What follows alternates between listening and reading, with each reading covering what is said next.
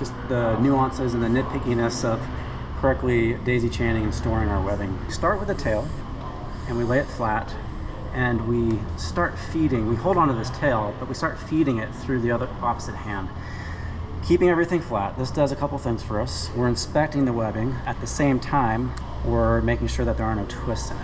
So I'm trying to feel for any kind of melting or any inconsistencies.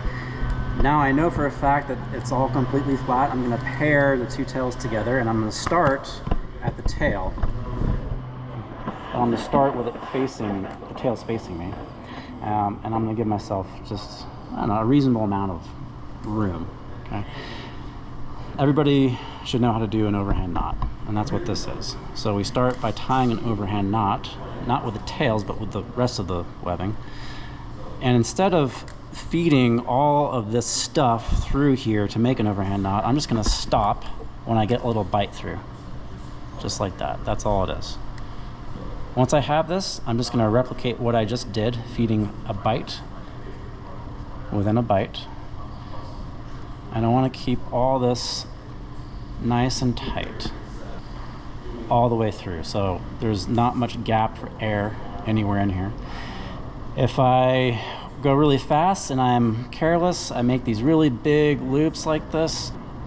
This only facilitates easier unraveling, which is what I want to avoid. So I'm gonna go back and I'm gonna try to make sure that it's tight.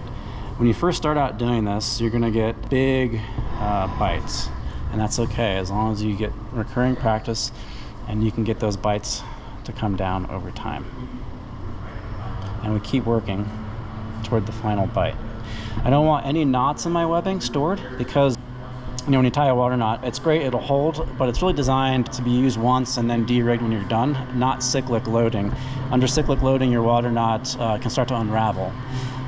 Here, when I get to the end, I don't have quite enough to feed through reliably because I risk this popping out. So on my last iteration here, I'm just gonna pull the whole thing through, and I've got like a large bite here, and that's fine.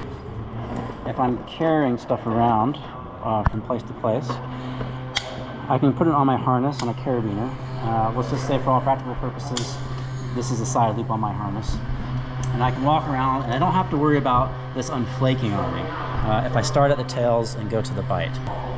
Because if by chance this gets caught on something, or I tied this kind of in haste and this starts to loosen itself out on the tail, in the end, all that happens is it stops. And it doesn't keep flaking out, which is why you want to start with the tails and go to the bite and store it on your harness. So it eliminates the propensity for this webbing to start unraveling on itself as you're walking around banging into everything.